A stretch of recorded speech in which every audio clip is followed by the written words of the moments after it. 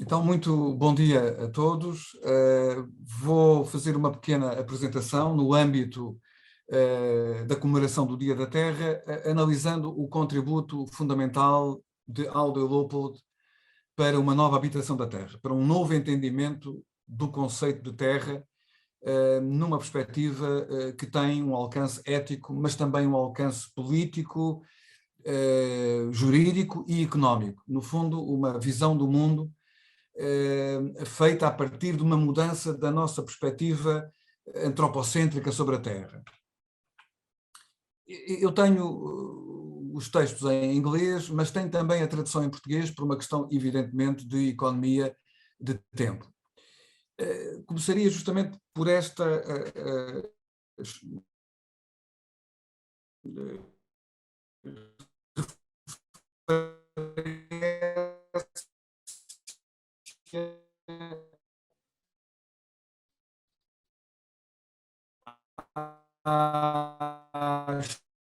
estruturalista que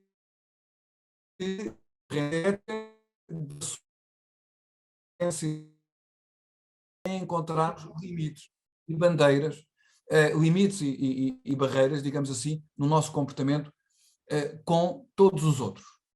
Simplesmente, não apenas com os outros pessoas, mas também com os outros não pessoas, não é? Portanto, é essa a grande diferença que está aqui. E justamente essa grande diferença é aquilo que eu chamo aqui a invisibilidade ética da Terra. Ou seja, como ele diz, a citar, a regra de ouro, ou seja, a regra de ouro que vem na Bíblia, que é justamente não faças aos outros aquilo que não queres que te façam a ti. Essa regra de ouro tenta integrar o indivíduo na sociedade. A democracia tenta integrar a organização social ao indivíduo. Não há, por enquanto, nenhuma ética que trate da relação do homem com a terra e com os animais e plantas que nela crescem. A terra, tal como as jovens escravas de Ulisses, é ainda considerada propriedade. A relação com a terra é ainda estritamente económica, implicando privilégios, mas não obrigações. A extensão da ética a esse terceiro elemento do ambiente humano é, se interpreto corretamente os factos, uma possibilidade da evolução e uma necessidade ecológica. Sublinho este aspecto, não é? Ou seja, trata-se de uma possibilidade evolutiva, mas de uma absoluta necessidade ecológica. Este texto é um texto que só foi publicado já depois da morte de Leopold, em 1949. Se analisarmos a situação e o estado do ambiente planetário hoje, esta nota de urgência, de necessidade, é superlativamente maior.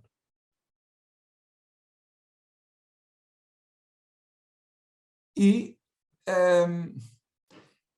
no fundo, o que ele propõe é uma ética da Terra que muda a posição do ser humano perante o que podemos considerar o sistema Terra, os ecossistemas, os sistemas ecológicos, não apenas com criaturas sencientes, não é? Não se trata, isto não é uma bioética de respeito por todas as criaturas, é uma ética da Terra que envolve também o respeito pelos ciclos da natureza, pelos minerais, no fundo, pela água, pela atmosfera, e não apenas pelas criaturas sencientes, as criaturas que podem sofrer prazer ou dor, não é? Entre as quais nós nos encontramos. E trata-se, no fundo, de mudar o papel do homem, do ser humano, de conquistador a cidadão do sistema Terra, não é? De conquistador a cidadão da comunidade ética. E dizia ele o seguinte: até agora, todas as éticas se basearam numa única premissa, que o indivíduo é membro de uma comunidade de partes interdependentes. Os seus instintos incitam-no a competir pelo seu lugar nessa comunidade. Mas a sua ética incita-o também a cooperar, talvez de modo a que possa existir um lugar pelo qual competir. Esta ideia de preservar o nicho ecológico vital. A ética da terra apenas alarga os limites da comunidade por forma a incluir nela os solos, as águas, as plantas, os animais ou coletivamente a terra. Em resumo, uma ética da terra altera a função do Homo sapiens, tornando-o de conquistador da comunidade da terra em membro e cidadão pleno dela. Implica respeito pelos outros membros, seus companheiros e também respeito pela comunidade enquanto tal. Este é digamos, o objetivo, não é? E Leopold, citando até o hino dos Estados Unidos, ele diz, bom, de facto, as culturas, incluindo a nossa, a norte-americana, idolatram a terra, a terra dos bravos, a terra dos livres, mas, se formos ver de perto, trata-se de uma retórica nula de consequências. Porque essa terra, como ele diz agora, volto a citar, essa terra que nós cantamos no hino nacional, certamente não é o solo que estamos a lançar precipitadamente pelos rios abaixo. Certamente não as águas que assumimos não terem outra função a não ser fazer rodar as turbinas, fazer flutuar as barcaças e transportar para longe os esgotos. Certamente essa terra também não são as plantas, pois exterminámos comunidades vegetais inteiras sem pestanejar. Certamente não os animais, pois extirpámos já muitas das maiores e mais belas espécies. Que dizer disso em 2022, não é? É claro que uma ética da terra não pode impedir a alteração, gestão e uso desses recursos, entre aspas, mas afirma assim o seu direito a uma existência permanente e, pelo menos em alguns locais, à sua existência permanente em estado natural. E seguindo esta linha de análise crítica, ele também vai referir a forma como é que uma estrutura vital da sociedade humana, que é a economia, está organizada em rota de colisão com a ecologia, não é? E cito outra vez, uma das principais fraquezas de um sistema de conservação da natureza, baseado inteiramente em motivos económicos, é que a maioria dos membros da comunidade da Terra não tem valor económico. Exemplos disso são as flores selvagens e o canto dos pássaros. Das 22.000 plantas e animais superiores nativos do Wisconsin, no estado do Wisconsin, é duvidoso que mais de 5% possam ser vendidos, engordados como animais de criação pelo homem, comidos ou usados de qualquer outra forma para fins económicos. No entanto, essas criaturas são membros da comunidade biótica e se, como creio, a estabilidade dessa comunidade depende da sua integridade, têm o direito de continuar a existir.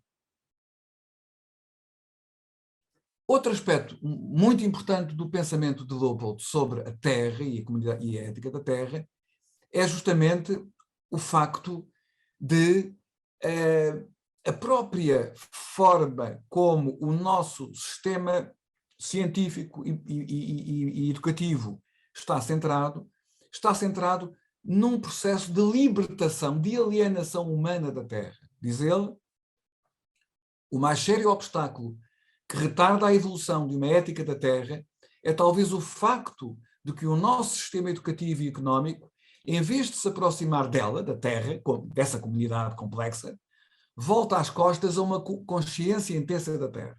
O homem moderno, típico, está separado da Terra por numerosos intermediários e por inúmeras bugigangas mecânicas. Em resumo, a Terra é alguma coisa de que se libertou. Trata-se de uma ideia muito profunda e vou voltar um bocadinho ao slide atrás, porque não passei por ele, e que é para nós muito importante, para nós que somos membros da comunidade académica portuguesa, neste caso, e que é a identificação de uma dupla face da ciência. Nós diríamos hoje, numa linguagem mais moderna, da tecnociência, não é? Na verdade, em todas as clivagens, não é? da relação da humanidade com a Terra, com o ecossistema, nós vemos repetirem-se os mesmos paradoxos fundamentais. O tal homem conquistador versus o homem cidadão biótico, mas também, e isto é particularmente importante para nós, a dupla face da ciência. A ciência é, por um lado, aquela que afia a sua espada, é a ciência que permite, por exemplo, a construção das armas de destruição maciça, que permite tecnologias de exploração intensiva dos recursos naturais, mas a ciência é, infelizmente, eu diria que é a sua raiz, é um holofote, ou seja, é uma luz apontando ao universo. É um fator de conhecimento, de esclarecimento, de orientação. Não é? Portanto, depois a terra escrava e serva versus a terra organismo coletivo. Estou quase a terminar. Há uma imagem que me parece muito interessante, a imagem, para quem conhece Granada e Olhambra, é fantástica esta imagem do Leopold. Estamos a remodelar o Olhambra com um martelo pneumático e orgulhamos-nos da nossa rentabilidade. Eu penso que não poderia haver melhor expressão da forma brutal como a nossa espécie se comporta neste planeta do que esta pequena frase.